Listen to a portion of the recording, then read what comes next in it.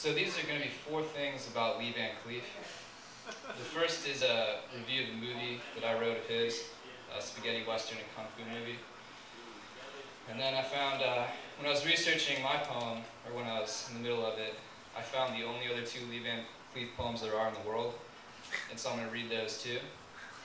And then I'm going to read mine. It's like 4 pages long, so nice. A little unorthodox, but. So Lee Van Cleef, I write for this website called The Lography, and I review some movies there sometimes. So this is Lee Van Cleef plus Kung Fu equals Blood Money, aka The Stranger and the Gunfighter, aka El Karate, El Colt, y El Impostor. So there's a lot of names for these cheap movies. Alright, back in the day of fantastical antiquity, Greek historian Herodotus claimed he knew where cinnamon came from, the origin of the spice being a particular puzzler back then. It was in Arabia. There lived giant cinnamon birds that collected the spicy sticks from an unknown land and built nests out of them. Case closed. Apparently the cinnamon traders made this little narrative up to justify the high price of the product. This makes me happy. If you're going to make up a story, you gotta just go for it, giant birds and all. Glorious gutsiness, East versus West. So this week I'm reviewing Blood Money starring Lee Van Cleef and Hong Kong action star Lee Lo. Now we all know the 70s was a great decade for film. You had early Scorsese, Star Wars, Straw Dogs, and Serpico. Godfather, I Love the Smell of Napalm in the Morning, Yo Adrian. A new generation of American auteurs were rising. Kubrick was still kicking. Lucas and Spielberg were busy inventing the blockbuster, blah, blah, blah, blah, blah.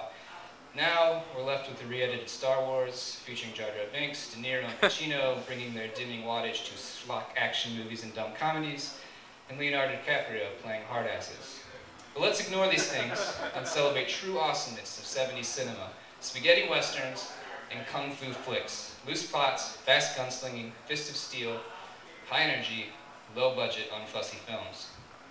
I'd call Blood Money a romp, but I think that's a term that made-up film critics use to describe recent vintage stinkers starring Adam Sandler.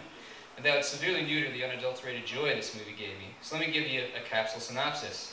A thief, Lee Van Cleef, and a martial artist, Lee Lo, track down a treasure. The treasure is, of course, hidden, and the clues have been, of course, tattooed on 4 attractive women's asses. Our intrepid duo is being tracked by an insane preacher and a massive Native American brawler. Ass jokes abound. Lee Lo has a crush on the final ass tattoo girl in their quest, and said girl is summarily captured by the insane preacher. Lee Van Cleef wields a Gatling gun in the final throwdown, and Lee Lo beats the shit out of people. Gunfights, kung fu stunts, bare asses. If you're gonna go for it, then go for it, right? Carlo Ponti and the Shaw brothers went for it in this super collaboration. The result is a shaggy, delirious mashup of fun movie genres. There's the old western whorehouse and the wise kung fu mentor, one hero who refuses to use guns, and one who chews up the sets in a hail of bullets.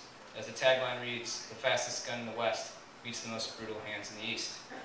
The camera work is active, the Spanish countryside looks appropriately rugged, the plot is efficient, entertaining, and absurd, the soundtrack is jazzy and weird, the characters are outlandish, the dubbing isn't quite synced up, and in the last scene, which takes place in China, Lee Van Cleef is toted off screen in a silk-covered litter with 2 Chinese men straining to keep from dropping him.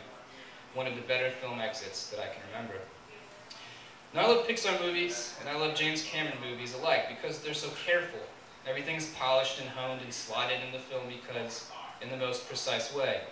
That said, I love messy movies like Blood Money because of their boundless energy